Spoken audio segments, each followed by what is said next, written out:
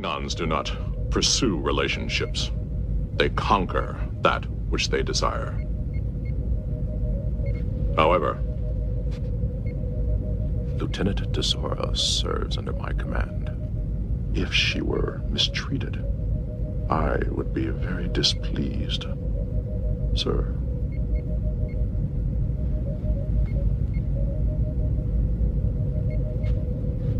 I understand.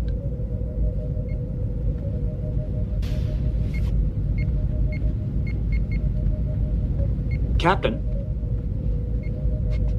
I am seeking advice in how to... Yes, I've heard, Data. And I would be delighted to offer any advice I can on understanding women. When I have some, I'll let you know.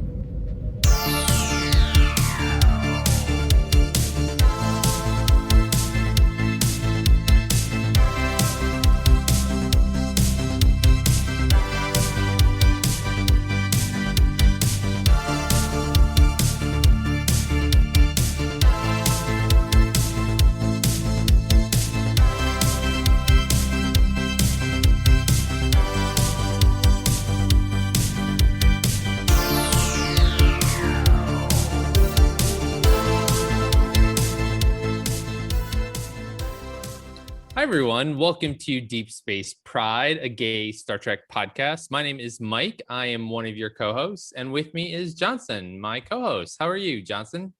Hey, Mike. I'm doing okay. How are you doing? Happy I'm Wednesday. good today. Yeah, hump day. We are over halfway through the week. Mm-hmm. And here we are. And tomorrow's Thursday. And tomorrow is Thursday.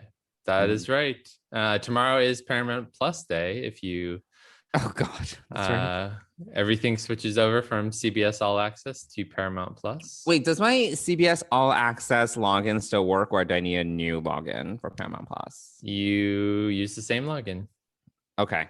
But depending on the device, you may need to download a new app. So okay. All right. That's so fine. There we go.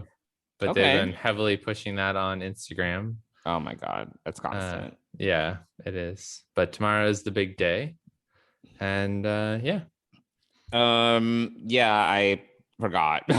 Even though I saw all the ads, yeah, including the Super Bowl ad, which we saw together. They have really been pushing this branding piece hardcore. Yeah, we'll see how it does, but yeah. Well, given it's CBS, they're not known for their smoothness. So I will reserve judgment until I'm able to log into it tomorrow. Hopefully you can log in at least. Yeah, exactly. So, well, we don't have any new live Trek to really watch. Are there any other CBS All Access shows, really? I mean, I watched one episode of The Stand, and I was not really into it. So. What about, have you watched Clarice yet? I have not. But... Oh, shit. I totally forgot about Clarice. Yeah, so that's Clarice. On that. That's on right. there. Alice Kurtzman. Mm-hmm. And it'll also be interesting to see kind of what movies, especially what Star Trek movies, make it over to Paramount Plus. Yes. Because I don't think it's going to be all of them. So due to licensing or whatever, like I think some of the other streaming services have the rights for a little bit longer. But I don't know. We'll wait and see tomorrow. Yeah, I guess we'll see. Yeah. But so that's going on. What else is going on in your neck of the woods? Anything exciting? How's your week been? Exciting. I mean, work's been good. It's been busy, but I feel this week has been good so far. Sounds like it's been reasonable. Yeah. No, last week was also good. I mean, it's just been I'm getting used to the pace of it. Even though it's still a lot of Zoom meetings, but I feel I'm just kind of getting more used to it now. So I've not got any coffin emojis this week, I don't believe. Oh, okay. Well, I'm using coffin emojis at work, and people are picking it up, and they're using it. So yes, you become a culture influencer. Yes. People have started to use it. People were like, at first they were like, "Why are you using a coffin?" And then I was like, "It just makes sense." And then they start using it now, so it's great. Has that expanded to the RIP, like the tombstone that was recently added? So we use Zoom chat. So it's basically the same as Slack, but we use Zoom chat at work. and the emoji keyboard on Zoom chat doesn't have the tombstone. I don't know why. And I tried using like my phone because I have the same Zoom account on my phone, but it doesn't show up properly. Okay. Which is, is Zoom chat a whole separate app? Same. If you go to Zoom, actually, I think, we can chat in this video conference that we're in right now. Right. But I've never. If you open your Zoom app, you're able to also chat. Oh, okay. All right. Interesting. Yeah. All right. Something new every day. There we go. Yeah. But yeah, I think my days have been good. I'm getting used to the pace. It's my 3rd month. I'm getting there. And I'm finding time to like relax after work, watch TV. I watched that new show I talked about last week, Debris. Oh, how was it? It wasn't bad. I mean, it wasn't like amazing, but I liked it and I feel there's potential. So was it just a pilot episode essentially? It was just the pilot. Yeah. Okay. So I watched it on Peacock, but then a friend of mine was like, it was also on Hulu. I was like, shit, why did I watch it on Peacock? Oh, well, lucky you. I guess I will have to pick it up on Peacock. I don't have Hulu. Oh, okay. Yeah. I mean, it's also, yes, it's on both. So I already have too many streaming services. I can't keep track. I feel like I'm not using, I feel like I'm paying for one or two more than I actually use. I'm using Disney Plus just to watch WandaVision. There's nothing else I watch on Disney Plus.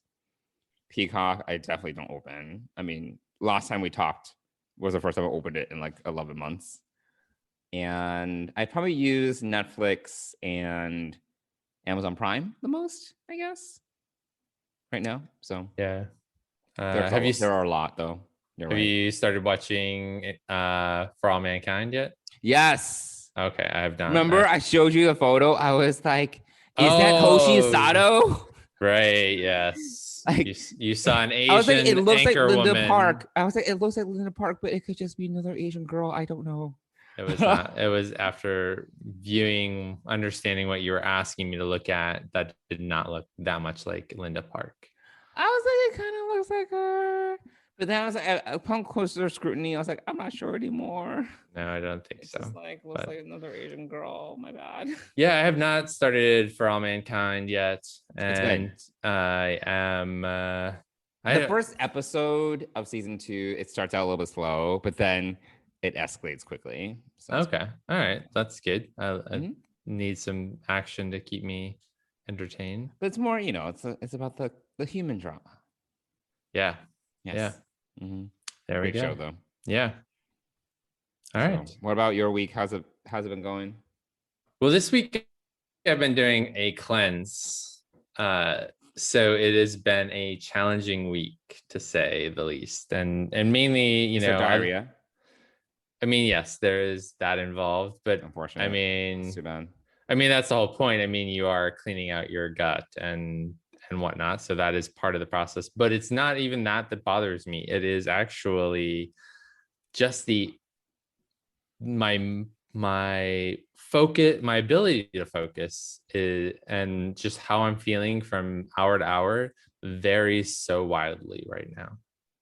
Oh. And it's been really tough to navigate. I'm really having a challenging time. So I don't know if that means it's working and it's cleaning out all these toxins, or if it's not. I don't know. Like, you're having like mood swings? What's happening? Not mood. No, I wouldn't say as I'm moody. No, definitely not. But I'm just having difficulty maintaining my attention. Maybe I feel a little bit more anxious, or interesting. Yeah, it's just been not incredibly anxious or anything like that. Just and my ability to focus and do the work has been challenging. It's been and I'm sure it has something to do with their sugar level. Yeah, so I have completely cut out raw sugar. I have completely cut out milk, although I've been using some butter. I usually have a piece of toast in the morning, so that's my gluten. So I have been I haven't seen any weight loss really. So it's really weird. So I don't know. I'm hoping that, granted, I'm 2/3 of the way through. I still have 2 more days. And then, yeah, I just don't know. So as you can see, I'm not really, my ability to maintain a conversation or even say coherent things sometimes is challenging. So I think you're okay. It's not. I honestly, if you didn't tell me that your attention span was debilitated, I wouldn't have really have noticed. So well, and preparing for this week's episode, I obviously watched my episodes a couple of times, or I watched it once. Times. I Okay. watched it once, and then now I just went back before we got online and watched some specific scenes again. So, okay.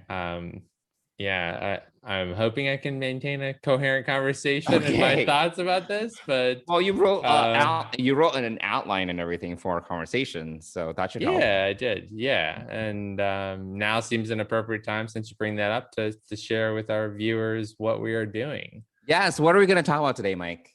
Well, so it's Women's History Month, and it is.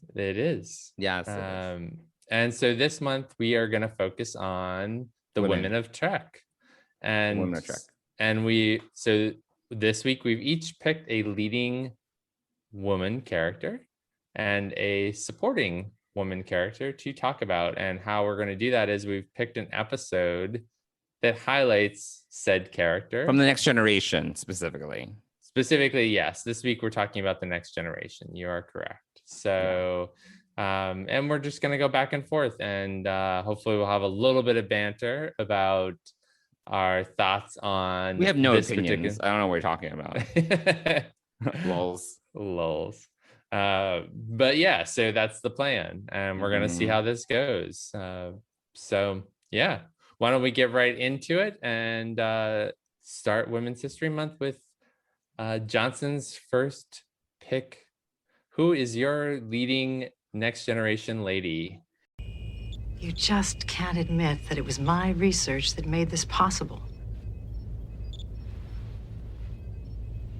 I am delighted that Worf is going to recover. You gambled, he won. Not all of your patients are so lucky. You scare me, Doctor. You risk your patients' lives and justify it in the name of research. Genuine research takes time. Sometimes a lifetime of painstaking, detailed work in order to get any results. Not for you. You take shortcuts. Right through living tissue. You put your research ahead of your patients' lives. And as far as I'm concerned, that's a violation of our most sacred trust. I'm sure your work will be hailed as a stunning breakthrough. Enjoy your laurels, Doctor. I'm not sure I could. Yeah, so, when you posed this question, I thought it was really interesting because, spoiler alert, neither of us chose Deanna. I don't know. No, that's kind of a spoiler alert. And I was like, I hope our listeners don't revolt because, the way that you positioned it, we basically each only get to pick one leading character and one supporting. And I was like, I hope they forgive us. It's fine. So, I mean, we do love Deanna. Yeah, no, totally. I mean, we drop by her office every other week. So, it's not exactly. It's not like we don't like Deanna. I think that what we did as part of this exercise was try to identify one leading female from the Next Generation that we resonated with. So it's really in that respect that we decided to structure this conversation. So anyway, my leading lady of the Next Generation is Dr. Crusher. So the reason why I chose Dr. Crusher, and I would love to hear your thoughts about Dr. Crusher.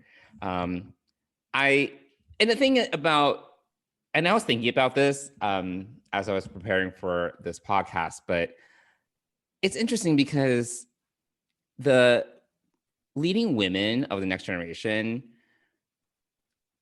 kind of serve certain archetypes. I didn't really, it wasn't until I was preparing for this, I thought about this. I was like, because you have Dr. Crusher, who is the scientist. She's the career-driven scientist, really smart, really analytical.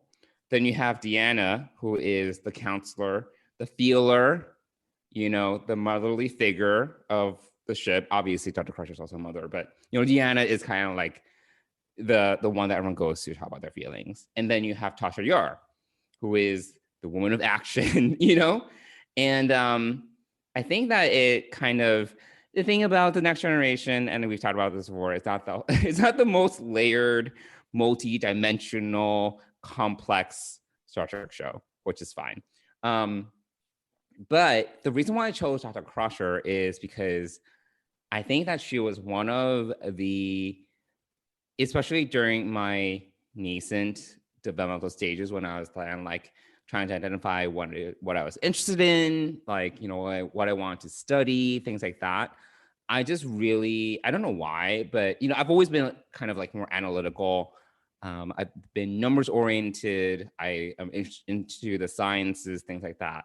But I do have to say that Dr. Crusher as a character really resonated with me. And she actually, I think was one of the inspirations for me in my interest in biology when I was in high school and college. So obviously TNG came out before I went to high school. But I always appreciate her character. I like the way that she problem solved. When there was some sort of outbreak on the ship or something like that, she was always there to kind of figure it out. And I don't know, something about her character really resonated with me. And I think maybe more so the her character specialty than necessarily her as a character really did it for me. Because I don't, unfortunately, I don't think Dr. Crusher is the most interesting character. She has her moments, but it's not, first of all, she didn't really get, maybe one episode of the season. She was basically like Neelix, like one episode of the season, and she had her moments.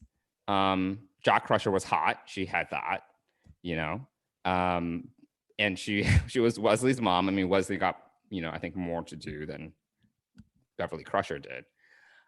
But yeah, something about her character just really resonated with me. But I don't know if you had high level thoughts about Dr. Crusher. I mean, I could talk about the episode, which we watched, which you watched and I selected. Yeah, let me just give you a few thoughts on her, and then we'll talk about the episode you selected. I think when we first meet her in the pilot episode, essentially, she's picking fabrics. She's picking fabrics, but she's a single mom. She's a single mom. There's reference to Jack, who had died, and then there's some connection between him and Picard, and all that history comes on. So that's really the first we learn, is that she signed on to this ship knowing that she was going to have to face Jean-Luc Picard. And so that's kind of interesting. I think that gives her already, first of all, I think any single woman who raises a child, and at this point Wesley is a teenager, deserves a ton of accolades for just doing that alone. She's a career woman, obviously, and so more power to her. So I think that's really definitely really career driven, because she had that stint at Starfleet Medical during season 2. Right, exactly. Yeah. That yes. And by the way, that it's Gates Mcfadden's birthday yesterday. Oh yeah, I saw that. I was like, oh, happy birthday, Gates Mcfadden. Can you believe how she's 71 years old? They're all old. We are old. Hello. I mean, we're not that old, but I was shocked. I just read that while you were introing her. I was curious what day, because I knew it was either yesterday or today that her birthday was, and then right next to it said age 71, and I was like, wow. So yeah, so there's that. Yeah, she goes away for season 2, comes back for season 3, and finishes out the series. Obviously, there were some behind the scene things which you did some more research in, which you can talk about later. But you know, she I got think, fired. That's the gist of it. which I don't remember at the time that I was watching it that I knew that happened, but I must have. It must have been publicized at some point. But I don't recall. I don't know. I it. mean, I didn't really start to religiously watch TNG until season 3. Season 3, right? Her, yeah, exactly. You know, she was, I can't remember. Regular. So. Yeah, I can't remember that particular event happening. So, but you know, I think that we got to see her character grow. We got to see her. We got to see her get more and more screen time, at least kind of. I mean, you know, and we had to jump all the way to season 5 to find an episode that definitely highlighted her. I mean, she had like Remember Me, which is when she was stuck in a static warp bubble and everyone's disappearing. But I chose not to select that episode. You didn't check that one off. So yeah, I mean, I think that she's a great part of the crew. You know, there are some things in the movies which are interesting to watch and you mean when her boobs got firm in Insurrection? I guess. There's that. There's that. Yes. Yeah, she's like, do your boobs feel firmer? I was like, oh my god. Like, yes. Come on. So there's that. I was actually also thinking about the scene in First Contact where she and Lily are having it out, and said, you know, she's basically defending the captain and saying, well, he's not making any sense. Why aren't you guys standing up to him? And wait, what are you talking about?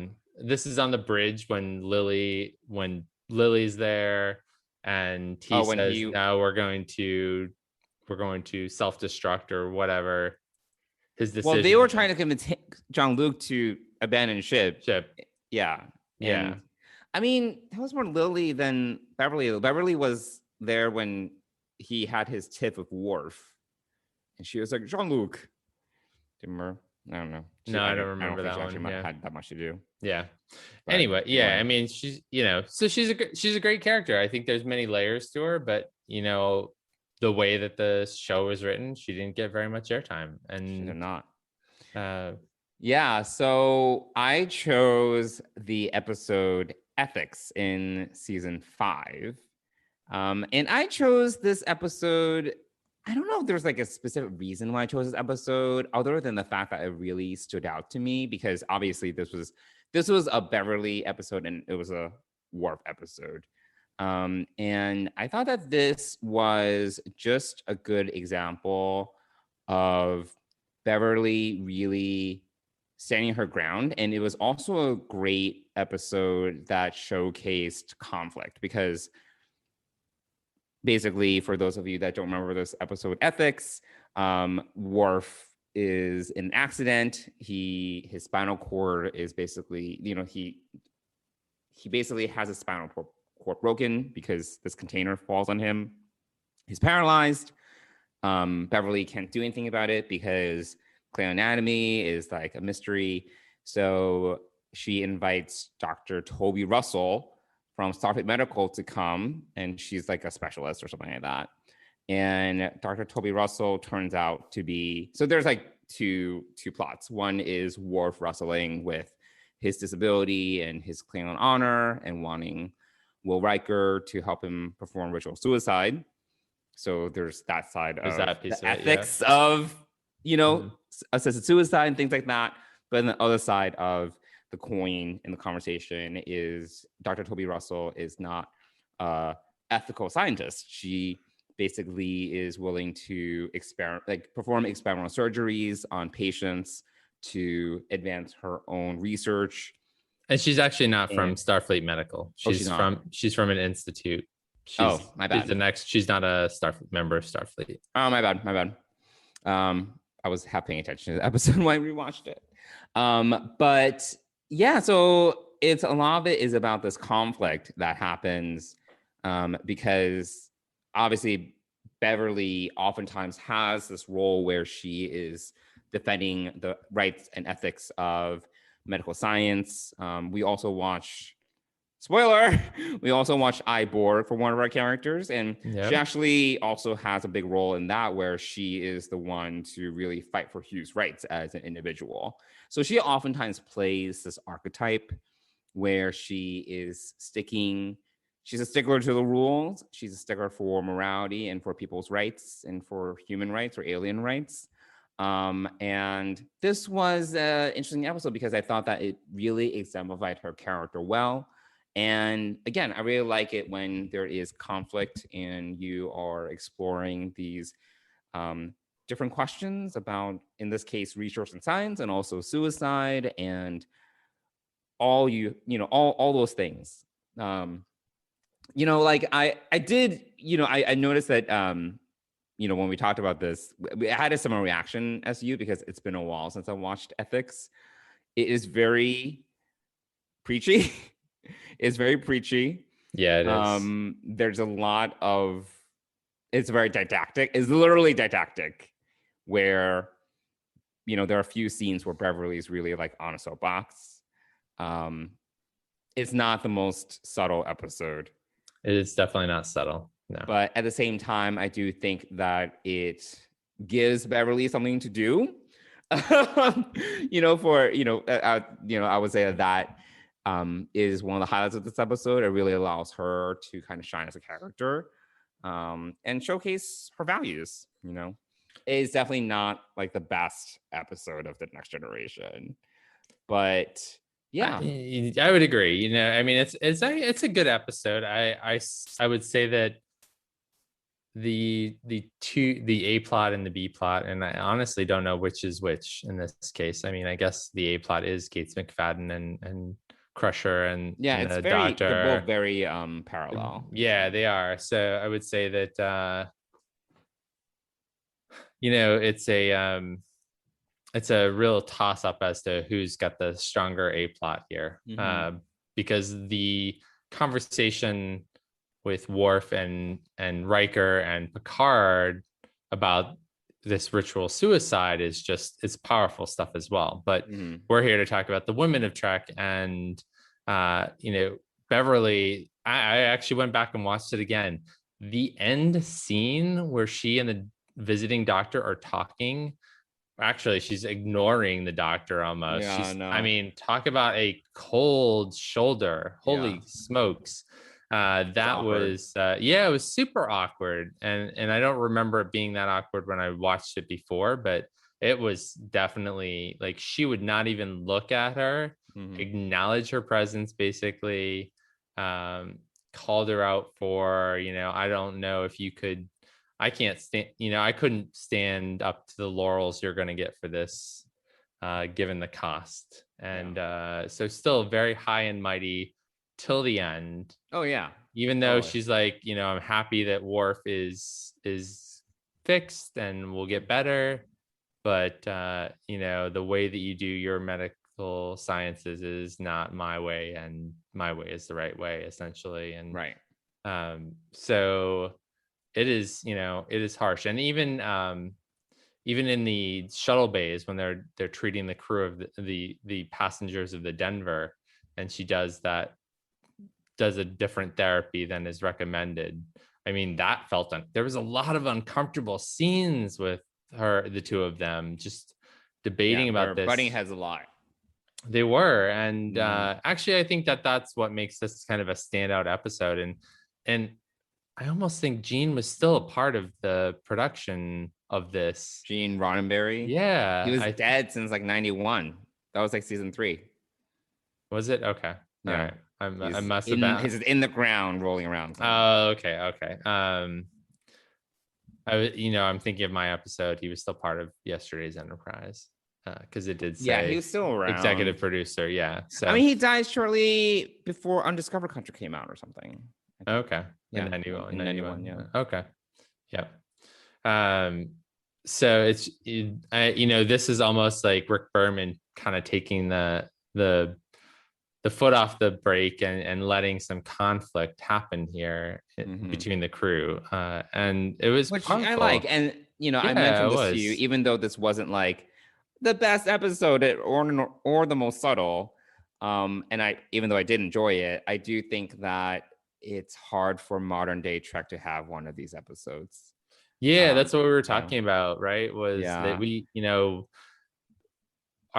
the characters we have now are actually fleshed out considerably more and a little bit more three-dimensional. And so you can't have this, black and white. That's not what I was thinking. No, I was thinking more along the lines of, so this entire episode is themed around the idea of ethics, right? It's literally the title. Yeah, around a and theme, we don't have with modern day Trek, when you have 10 to 13 episodes, it's all serialized, you don't really have the opportunity to like dedicate an entire episode to exploring a very specific theme. And it has its ups and downs, don't get me wrong. Like there's the occasional Neelix episode that doesn't really hold a lot of water. But there's a lot of room for experimentation, which I feel that with modern day Trek, there's this less kind of room to kind of do that. Maybe we'll see some of that with Strange New Worlds. Maybe with the more standalone episode type things that they're going to be doing. Although what I'm excited about for Strange New Worlds versus the Next Generation is that, these things are the development of the characters will be carried through episode to episode. Warp was like up and running around by the next episode or something. Yeah, exactly. So we didn't see a long-term development of Worf's struggle to get better. But anyway. So yeah, I thought this was a really outstanding showcase of who Beverly is. Mm-hmm. We got to see some of it in I, Borg, which is another episode that we'll talk about in a little while. But I think any final thoughts you want to share on Beverly as your choice and this episode in particular? I mean, I'm glad she didn't get stuck in the Star Warp bubble. Okay. I'm trying to think if there's anything else I can say about. Oh, you know what? I one thing I did want to talk about, which is not pertinent to this episode, but in general, because you brought up the whole thing with Jack Crusher, who definitely is hot. But the whole thing with Picard, the romance that went nowhere. I was shipping them for sure. Because there was that one episode, I remember the name of it, when they had a neural link and they could share each other's thoughts and stuff like that. And there was definitely some of that. I think that was season 6 or something, or maybe even season 7. But it just never went anywhere. And I was kind of disappointed by that because, as we know, classic Trek is really bad at handling interpersonal relationships among the crew and romances. And this was an opportunity that I just think it was a lost opportunity. And it could have given them another layer to work with, but they probably didn't want to overcomplicate things. So they were like, let's just keep it clean and simple and, have a little bit of tension, but let's not have it go anywhere, Yeah. Anything with Janeway and Chakotay, it was like, 1 or 2 episodes here and there. Janeway's always touching him, but then she's touching everyone. So, who even knows anymore? But there it is. Fair enough. That is definitely something that you kind of miss out on. And there are, it's a lot of the Jack and Diane from Cheers kind of tease as far as a relationship developing between those two. So yeah, it's too bad. It is what it is. It is what it is. So, all right. Shall we move on? Yeah. So who is your top pick? You don't belong on that ship, Lieutenant. No, Captain Garrett belongs on that ship, but she's dead.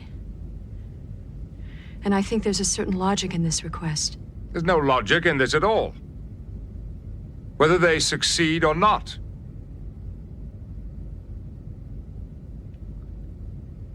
Enterprise C will be destroyed. But Captain, at least with someone at Tactical, they will have a chance to defend themselves well.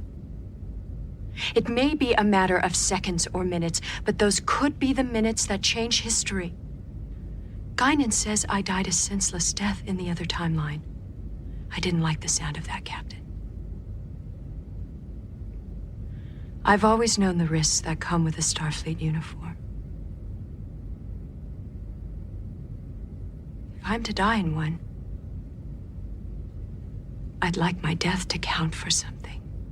Well, so and this is a controversial pick when I told you, and I was like, really? And Okay. yeah, so I picked Natasha Yar, former chief of security of the Enterprise D. And you know, I picked an episode that is not what you would expect. I mean, it's kind of you know what it is, but our audience doesn't. I'm teeing it up here a little bit. One, I think that I don't know. Going back into my boyhood days when this came out in 1987, or when Wait, I can talk about why you picked Tasha, or just gonna go to the episode. Yeah. That's what I'm doing right now. Yeah. Great. You know, having a female security chief who is as uppity as Tasha was uppity. Exciting. Oh, she was, yeah. And that first, like uppity as in pretentious. No. Like it would get fired up very easily and enthusiastic. Uppity is like you're pretentious. You're like upper class. No. That's uppity. That is not uppity to me. It is not uppity. She was just easily inflamed. And for our viewers right now, Johnson uppity, self-important or arrogant. Okay, fine. That is what Google says uppity means. Great. Okay, fine. Well, enthusiastic. That's Google pronouncing uppity. She is my pick. Let me talk about her, okay? In my way. Thank you very much. Continue. So you're trying to say she had enthusiasm? No, I don't like. This is not an enthusiasm piece. She was very reactionary, and for a security chief, that seemed a little bit over the top at times. I don't really understand what you're trying to say. Like she was. Well, if you would let me say something here and not cut me off every freaking time I try to get a thought out. I'm trying to understand the adjective. Well, shut your mouth and listen to me talk about it. I mean, I'm listening. All right. Elaborate. So no, she would always react and like kind of like Shax in Lower Decks. Like, let's blow up their warp core. Like that's the sort of reaction that, she would always get and give. She got frozen in Encounter at Farpoint because she got up and stood in front of her captain and in front of Q and was mouthing off to Q, an alien who she knew had extraordinary powers, but still was very uncontrolled. And, that fire and that action was really interesting to me. And, at some point I also think in a good way or. Yeah. In a different way. It's I think that's one of the things that differentiated the Next Generation crew from the original series, right? Was sort of this, we had some different personalities. We had some different characters. We had some different aliens. We had just different energy, and it all kind of settled down eventually. But, one of the things that, and also, to be honest, like, I probably had a crush on her a little bit, but also, her death in Skin of Evil was one of the most traumatic things for me as a 14-year-old kid watching that. So one, because you never had seen a main character be killed in Star Trek before. So there was that. It was kind of shocking, like Red Wedding shocking, and things that kind of stick with you well beyond ever watching the show. So I was really shocked by her death. I mean, granted, so there are two thoughts here. One, and I want to share this from Wikipedia, and I have met Keith R. A. DeCandio before. Wait, and who? He's an author. He's one of the Trek authors. Oh. But one of the commentaries that he said about when Natasha died, he said, the loss of Yar is unfortunate. While it's true the character as portrayed didn't live up to the character as envisioned, Yar was the most interesting person in the TNG Bible. That's also true of a lot of characters. Period. Denise Crosby has never been the best actor in the universe, but Michael Dorn, Jonathan Frakes, and Marina Sirtis weren't any great shakes in the first season either, and their characters didn't blow the doors off. they got better with time, and there's every reason to believe the same would have been true for Crosby had she remained. And I totally agree with that. Which is why I picked yesterday's Enterprise to talk about this week, because I think it shows a little bit calmer, more mature Tasha Yar, one who is much more thoughtful, much more, I don't know, she just seemed more settled into the role as security chief. And so that's why I chose that episode. So those are my kind of, before I get into the episode, any other thoughts now that you've heard my take on Tasha and why I chose her? Yeah, I mean, I'll be honest, I don't have too many thoughts about Tasha Yar. I mean, you didn't come. Fine. You came in the third season and she was gone. Yeah. So I came in the third season. I mean, I went back obviously and watched all the season 1 episodes. She didn't really stand out to me as a very interesting character. But to your point, like, in season 1, a lot of them were kind of stiff, right? And a lot of them, I think there was a lot of establishing of the characters that was happening, and it was a rough season. Like we I don't think we necessarily hold TNG season 1 in high esteem. So yeah, I mean, like, I definitely think that there was potential with her that wasn't really realized. I'm glad we got Denise Crosby back as Sela, so at least that we saw a little bit more of the actress. But yeah, I mean, having gone back to season 1, the character didn't really have too much emotional resonance for me. She did have sex with Data, right? Yeah, and the naked now. Yeah. And that's Data's first and only sexual encounter until he meets the Borg Queen like 8 years later or something like that. So, dry period. But yeah, I guess, I really have very little to say about Tasha. Yeah, I mean, for me, she was just, when this show came out, she was a standout for me, and just someone who, it was interesting and sad to lose her. And I agree, that had she stayed, I think she would have developed over time, just like the other characters did. And I also think the trade-off that we got, or that we wouldn't have gotten, is the development of Worf, who took over as security chief after she died. So, and obviously created this whole, they created multiple arcs for Worf throughout his tenure in Next Generation and Deep Space Nine. So, it's to Worf's benefit and Michael Dorn's benefit. But I did enjoy the character, and we also get her back in All Good Things. Right. Yeah, we do. We get to see some of our more interpersonal conversations with Picard as they're going to approach, leaving to go to the Enterprise D.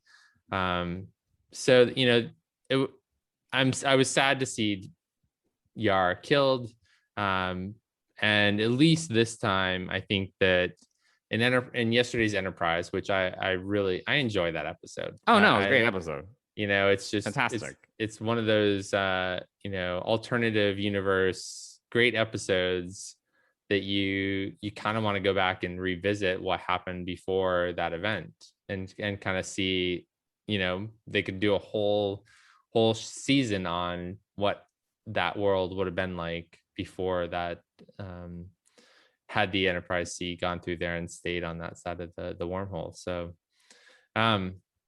but yesterday's Enterprise actually showcases, not only Tasha, but also my other character, who's my supporting character, for later on, and they have some interactions. So it's going to be hard to kind of differentiate between the two. But we see a lot of great scenes between Tasha and Guinan, and she also got a love interest, Richard Castillo, who was also kind of hot. Yeah, she did.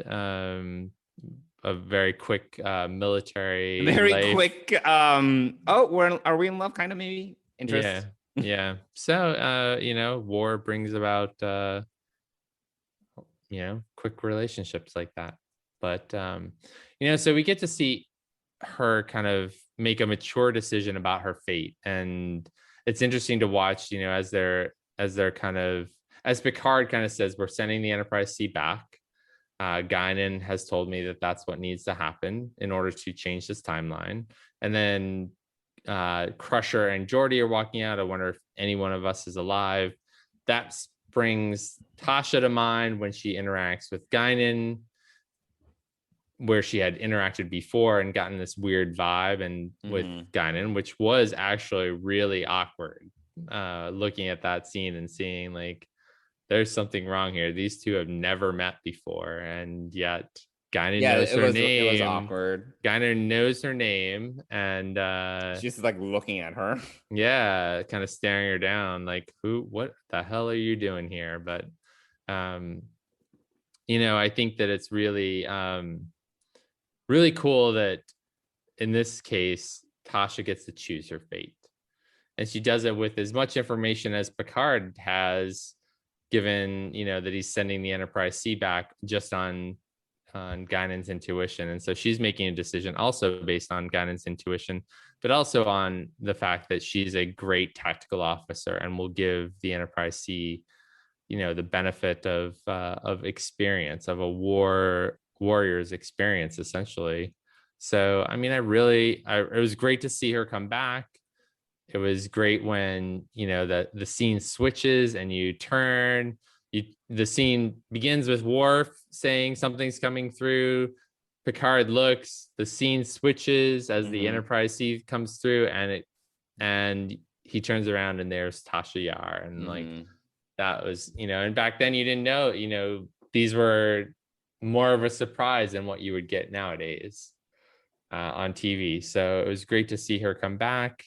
And also I think where it kind of went off the rails a little bit is I do like Sela as a character. I mean, obviously there's even the possibility that she could come up in Picard, given that'd be cool. I was hoping that she would appear in season 1, but she didn't. Yeah. But also, where was I going with that? Off the rails, you said. Off the rails with the story that at least Sela tells Picard about her weak mother and running away from their father, which it sounds like, I don't know if there was a real, going from Castillo to some Romulan captor. That's, sounds very, what's the syndrome when you start, it's something syndrome. Yeah, there's some syndrome when you. But it's also possible that she was kind of forced into it, Yeah, absolutely, yeah. So, but she still meets a tragic demise. Supposedly, yeah. We never, we only hear it from Sela's point of view. But anyway, so yeah, I just think it's a character that I've always been fascinated with. The 4th book in the Next Gen paperback series was about Tasha's life on her planet growing up. We do get to meet her sister later on. We do. And learn a little bit more about her what happened with that. So I think it's, for me, it's just one of those characters that has always stuck with me. Troy's always been there. Crusher, except for one season's always been there. But to have this, life lived and died on TV in 1987, 88, and to watch, a character you really like be killed so quickly and like almost meaninglessly, it stuck with me. And Tasha Yar will always be one of my favorite leading women of Trek. So there we go. Cool. All right. Well, let's go to supporting actresses. Supporting actresses. Supporting women roles in Trek. And Johnson, who is your supporting? Commander, you and I need to have a conversation. You never ordered me not to discuss this with the captain. You disagree with me, fine. You need to take it to the captain, fine. Through me. You do an end run around me again, I'll snap you back so hard you'll think you're a first-year cadet again. May I speak frankly, sir? By all means. You're in my way. Really? How terrible for you. All you know how to do is play it safe. I suppose that's why someone like you sits in the shadow of a great man for as long as you have, passing up one command after another. Proceed to deck 8. When it comes to this ship and this crew, you're damned right I play it safe. If you can't make the big decisions, Commander, I suggest you make room for someone who can. Yeah, so, I kind of thought about this one, and I have problems picking one, because the problem with The Next Generation is that there aren't too many recurring characters. Your secondary pick, I would say, is one of the very few, because unlike DS9, this was a time when obviously we didn't have that many good recurring secondary characters that we could work with. So I was like thinking about it. I was like, who should I pick? I was like, there's Guinan, who's your pick. Spoilers. I was like, there's Kaler, Vosh. I was like, who am I gonna pick? I did not pick Vosh.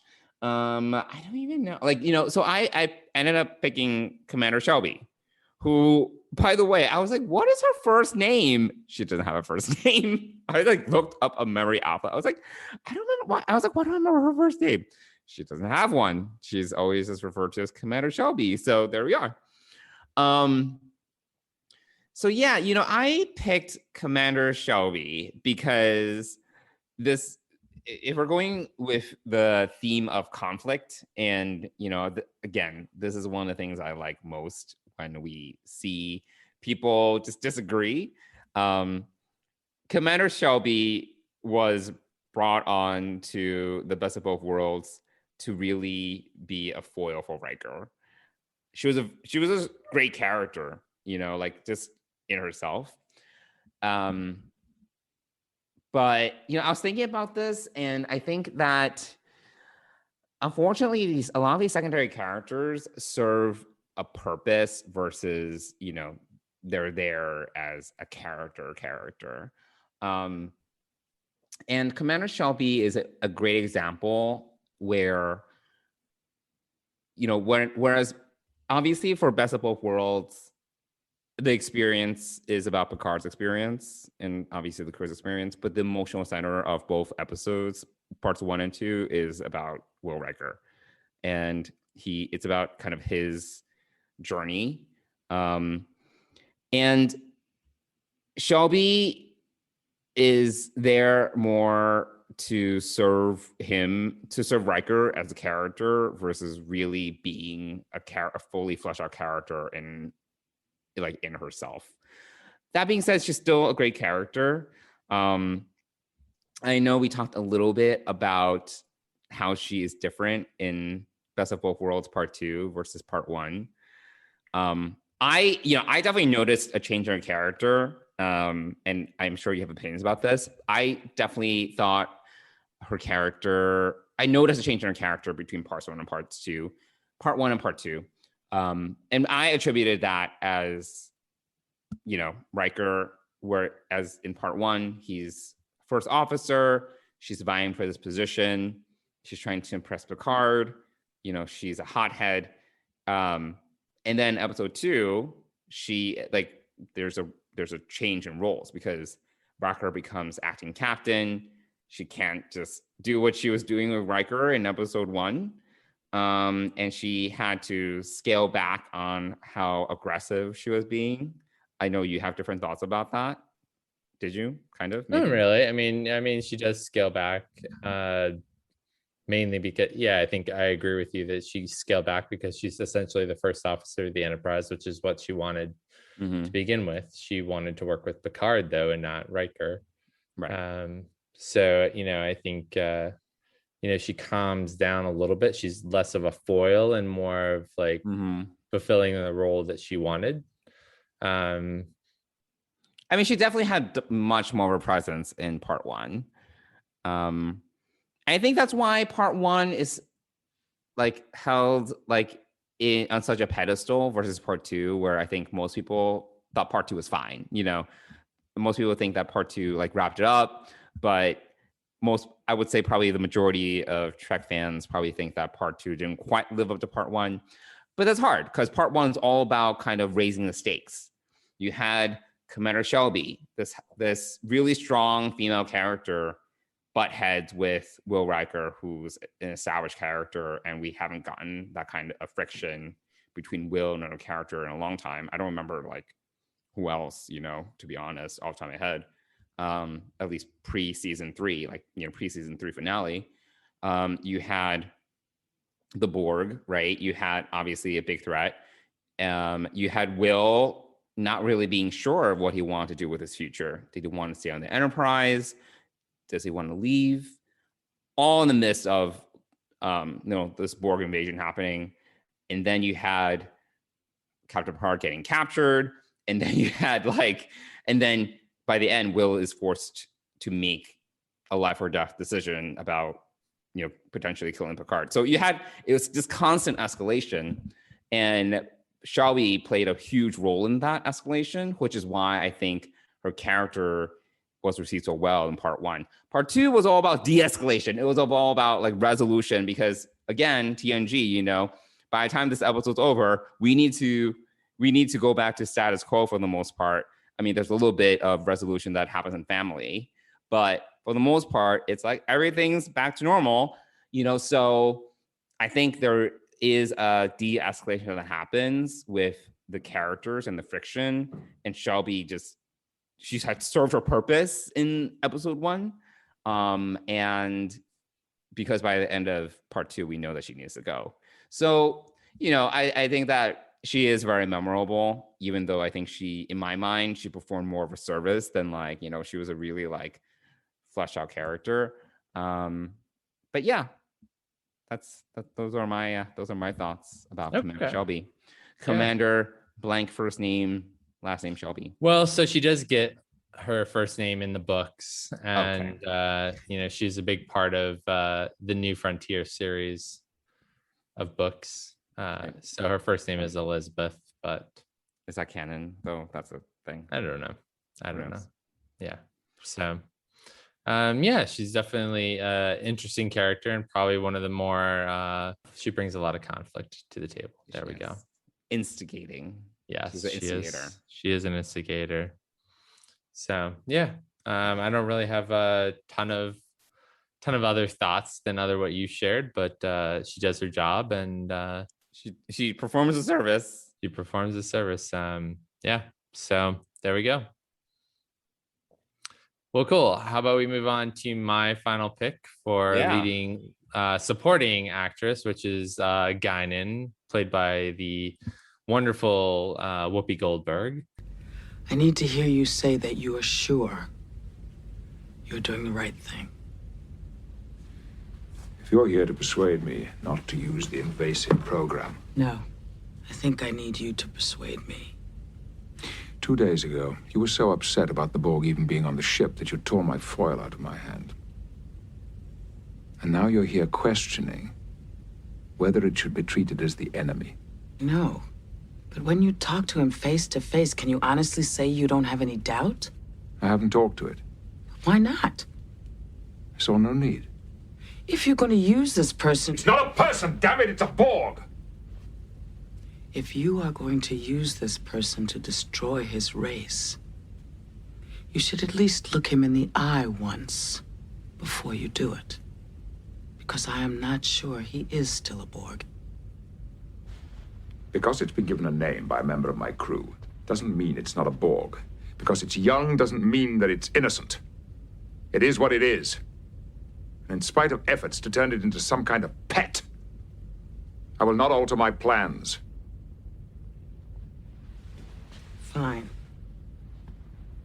But if you don't talk to him at least once, you may find that decision a lot harder to live with than you realize. Yeah. And the episode... Great secondary character pick. Yeah. It's funny. I was thinking about this as you were talking. Like, your supporting character and my primary character were kind of like short-lived people in this universe, whereas your primary character and my secondary character actually had a bigger arc, arcs.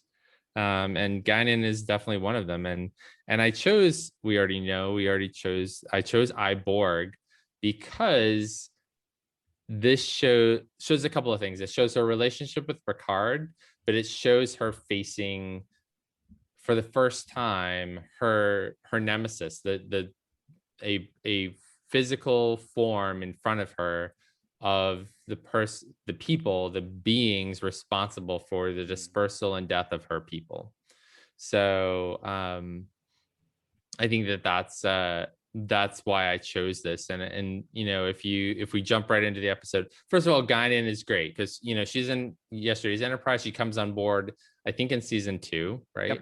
Yep. She is picking up steam in season 3, so she's a big part of yesterday's Enterprise, both also with Picard and with Tasha. So huge involvement. Best of both worlds. Best of both worlds. Yep. She, the scene where she has the captain's ear, the new captain's ear, and says, "I'm used to it." And she's sitting in Picard's chair as Riker comes in. Yeah. And basically coaches him into realizing that he needs to throw away the playbook and create his own. Which is actually probably the advice that kind of tips everything towards the resolution, right? Rather than playing the game that, playing it like Picard would play it, he has to play it like Riker and Riker would. So that's all through prompting of Guinan. And so, was she in ethics? She was not in ethics, right? No. It wasn't in ethics, but a few episodes later. So we're all the way in season 5, and here she is in Iborg, playing some really pivotal scenes with Picard, and this is before Time's Arrow, so we don't really get to see the season 5 finale introduces us to Guinan in the past, which is Guinan's first meeting of Picard, but not Picard's first meeting of Guinan. So it's interesting. With Samuel Clemens. But Iborg is really an outstanding episode, and obviously it plays right into Star Trek Picard, which is great. Yeah, Jonathan Del Arco. I still think he got shafted in Picard. Yeah, I do too. It's sad that he's no longer with us in Hugh form anyway. Maybe they'll give him... just like, I know that's going back to episode 1 of our podcast. It's just like I wish I knew what happened between Descent Part 2 and Picard season 1. Yeah. I want to know everything that happened to him, and I just wish we got that. Yeah. And well, just as a quick side note, I still want to throw this theory out. I still feel like maybe Lore is out there and has something to do with the whole Romulan thing. So, sure. Maybe. Who knows? But anyway, getting back to Guinan, she plays a pivotal role in Iborg by first, making Picard wary of the Borg's presence on here, so much so that she tricks him, fakes an injury during their fencing match, just to show Picard that, oh, I'm helpless, but yet I'm still going to stab you.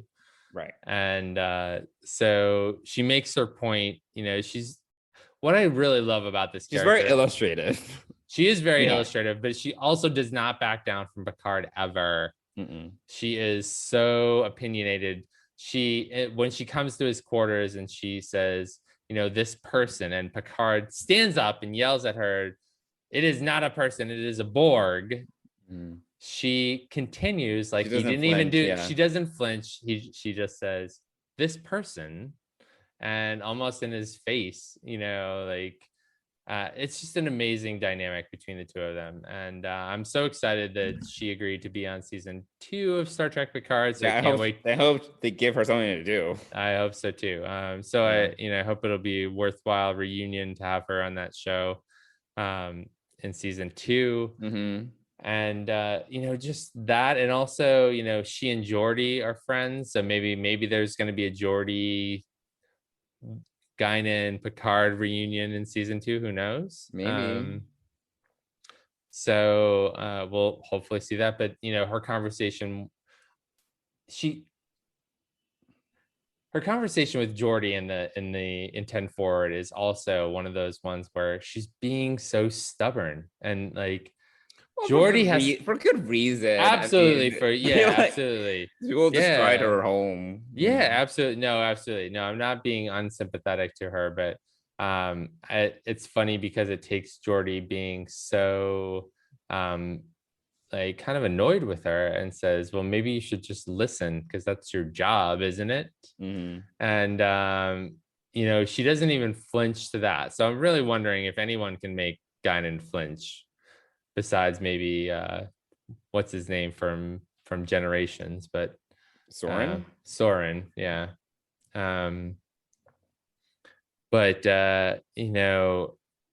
Just also I love that she's the more intuitive one, but like you said, illustrative is just the way that she deals with everything. So, and now I'm thinking about her and Riker in the ready room during Best of Both Worlds too. So, I mean, we've had 3 of our 4 episodes involved her. Yeah, well, she was around. Yeah. So, Iborg, just that scene, even with, you're not so big, you're not so scary, as she faces him down in the security in the brig. It's just, it's also incredible to see the growth. Like she does learn and she does change her take and, and she has no right to, she doesn't have to. She can still be mad at the Borg, and yet she convinces Picard to really meet this person and make sure that he's making the right decisions. So she's still advising him despite her anger and despite her confusion about, well, is Hugh still really a Borg? So just a lot of 4 great scenes in that episode. And, I'm just a huge fan of Whoopi Goldberg as well, but so she's definitely someone who speaks up for LGBTQ rights, and she also has opinions. She is very opinionated. She is. Maybe I've actually never watched her on like The View or something. I have. Have you? Does she have opinions? She has opinions. She has thoughts. She has notes. She has notes times 10. Many notes. Yes, she does not back down. It's actually, when she gets fired up, it's quite good. No, she's great. I mean, Guinan's always interesting. I mean, she obviously has this like very air of mystery. She's like what, 800 years old or something like that. Like she's gone through a lot. We don't know a lot of that information. We don't know a lot about her race. She has this relationship with Q. Like Q is a little bit like afraid of her, like something like he's like something about her even bothers him. But we never really get into what that is. Like there's like a lot of like they set up a lot, but there's a lot of unanswered questions about her. There is, and it's okay because she does what she's meant to do, which is to spark a change, bring she's the advisor to the captain when Deanna is maybe like the soft feelings person, and Guinan is more like, no, you're being an idiot here. Like, think about this, or she's got opinions and she's sticking to them all the time. And she doesn't care. She does not care. Yes, she has big hats. She does not care what people think of her opinions. She has this one, like, I remember it was like an orange outfit. It was a lot of look. I liked it actually. It was like all orange. It was like amber orange, like burnt orange. It was great. I mean, we saw. I don't think we saw it in these 3 episodes that we watched, but we saw quite a few different outfits for Guinan in these 3 episodes. So quite colorful. Yeah, it's color. But yeah, so that's my leading or supporting actor pick for Women in Track Month. Guinan, and here's hoping we see her a lot in Picard season 2. I have, as I was talking about Shelby and I was kind of going through the list of like supporting female characters, there another. So I have this is very impromptu, but I have like a last minute nominee. But do you remember Nella Darren? No, and the name does not even ring a bell. Okay. Do you remember the episode Lessons? She's like a stellar cartographer or something. Like she's in stellar cartography, and she's Picard's love interest. Oh yes, I didn't remember her name. Of course I remember that. Yeah. Yeah. But I really liked her as a character. Like, you know, obviously it's been a while since we've either seen the episode, but I really liked that particular episode because it gave Picard a love interest, which is rare. It wasn't part of the command crew, essentially. He doesn't get that many love interests. You know, Bash. Famke Jensen. What's her name? Kamala, the Cameloid or whatever. Not Cameloid. Oh yeah. Oh my god, I'm getting all my aliens confused. You are. Do you remember Famke? Jean Grey? Of course I know who you're talking about. I can't think of what character she played in Star Trek. She was like she was like a empath, like sex slave. Basically. Okay. No, I don't remember that. No, doesn't ring a bell. She imprints on like men. But let's go back to your impromptu nominee. Yeah, no, I really liked Commander Darren because she was a great foil to Picard. But she felt much more fleshed out. Like she had her own passions. She was very, you know, she was passionate about music. You know, mature. She was layered. She was mature. Yeah, I felt that she was more fleshed out as a character than Commander Shelby because it seemed like she had her own like life. You know, we always get these 10 forward concerts, like, you know, talent shows and things like that. And she like performed on piano, and Picard connected with her through his love of music, and it went back to his experience on The Inner Light because he plays like the flute solo, and she's like, that's beautiful, and then she accompanies him, and they have like all these great scenes. And unfortunately it didn't go anywhere because obviously she can only stay for one episode, but it obviously opened up all these things about, can Picard have a relationship with a crew member? You know, like it was awkward sometimes, and then they had to like she had to basically like, you know, get off the ship because they were like, this can't work. But I really liked her too. That's a good pick again. And she was very like she had this air, like I think what you're saying, like this air of maturity, very confident as a character, which I really liked. So yeah, it's interesting because your pick is more of a guest star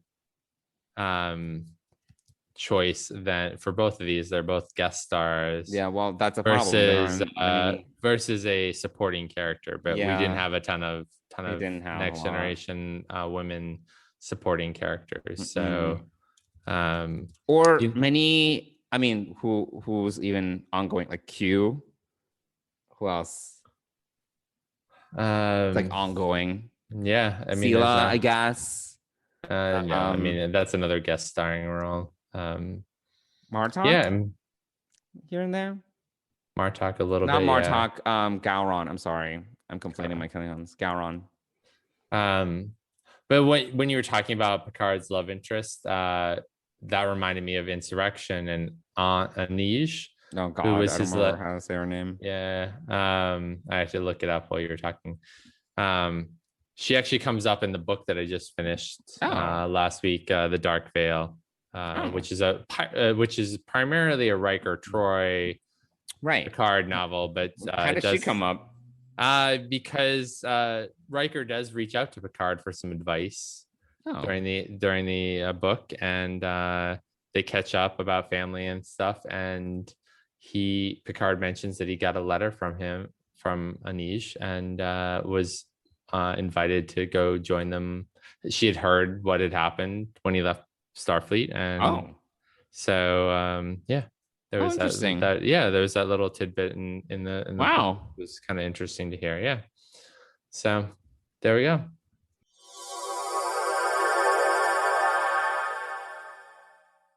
Before we wrap up, I think we should give a quick shout out to our sponsor, Fansets. Yeah, it's Fansets. That's sort of your line in every. I know. But Fansets is great, and because of who we talked about this week, I wanted to give a shout out to they of the 4 characters, 5 if you include your impromptu one. So far, Fansets only has pins for Crusher and Yar. They do. Wait, you don't have one for Guinan? No, I know. I was surprised. How is that possible? I mean, I typed in Guinan, and I didn't. That's crazy. Didn't find anything, but maybe they need like approval from Whoopi Goldberg or something. Maybe, yeah. So, but they do have a micro crew pin for Tasha Yar, a micro crew pin for Beverly Crusher, but they also have a the Women of Trek Series 1 Beverly Crusher. So she got Series 1 honors from them. Does she have her like coat? She does not have her coat in this one. Pregnancy coat. No, she does not have her pregnancy coat. Oh, okay.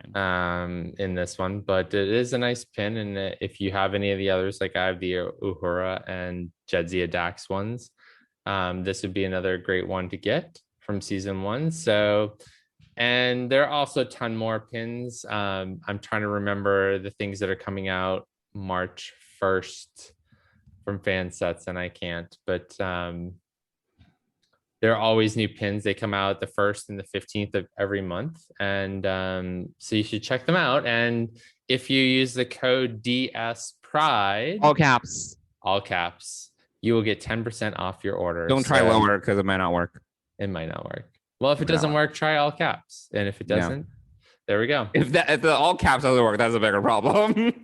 No, it does. I'm fairly certain. I've used it. You've used it. Oh, right. You mentioned you used it last time. Yes. Yeah, but if it doesn't, listeners, if it doesn't work for you, that's a bigger issue. By the way, where is Boimler positioned in your house? He's like in the coffee table. Why is he in the coffee table? Why isn't he up next to? I noticed while we were recording that I could not see him up next to the Picard Delta on this. Because there's no room.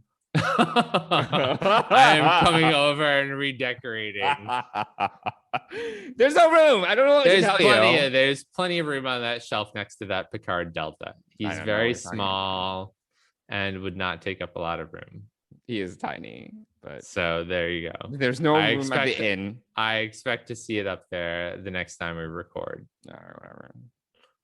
Anyway, so thanks to Fansets for supporting our podcast and all the podcasts of the Trek Geeks Podcast Network. Yes, buy pins. And so to wrap it up, buy all the pins. There we go. Are you good? I'm done. You know what next episode is, right? What? Oh, our 25th. I was like 25th anniversary. Our 25th episode. It is our 25th episode. We've done 25 episodes, or we will have done 25 episodes. Yeah, that's a good milestone. That is a pretty. How many more before we die? Or before we kill each other? Yeah, I think that's more likely before we die. How many episodes do Bill and Dan have in the can? It's like 150? I mean, they've been doing no, they're further up than that. They're in like the 200s. Yeah. That's a lot of episodes. That is a lot of episodes. They've been doing this for 6 years, and we've been doing this for about a year, but we've only been live on the network for 24 episodes. Yeah, we have like a 10 like lost episodes. Yeah, well, I mean, we practiced, and we have some old episodes that maybe we'll go through someday and see if they're worthy of sharing. But for now, so I don't know what we're gonna do next week for our 25th episode. We had planned to continue Women of Trek. DS9 you want to do something different than what we discussed? I mean, maybe we should do something special for the 25th episode. Like what? I don't know. Maybe we'll have to talk about that offline and surprise our viewers next week with something.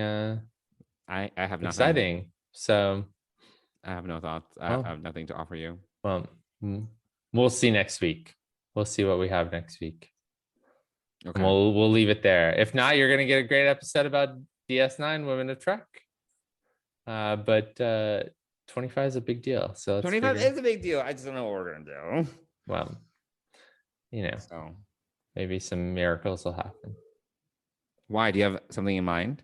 I do have something in mind. but You I'm do? not All gonna- right, I we can do. take this offline. Yeah. So Okay. we'll see if I don't know that we can make it happen, but we'll see what happens. Did you secure Wilson Cruz? Is he coming? As you clutch your pearls. I don't know. I did not secure Wilson Cruz. No, Okay, no. then it can only be a disappointment then. Oh, well, that is true. I mean, but we'll see. But we hope you'll be back here next week. And thanks for listening, everybody. Listening us to drone on about the women of Trek and our picks. So, finally, what do they do if they want to share who? Oh yeah, they're forgot leading. about that. Yeah, we almost did. All right. Well, if you tell guys want us. to reach out, you can email us at deepspacepride@gmail.com. Let us know if our Fansets promo code is not working, and we'll try to address that as soon as possible. And you can also reach us on Twitter and Instagram at Deep Space Pride. All right. Well, That's it. That's all I got. That's episode 24, everybody. And we'll see you again next week. Have a great week. Bye.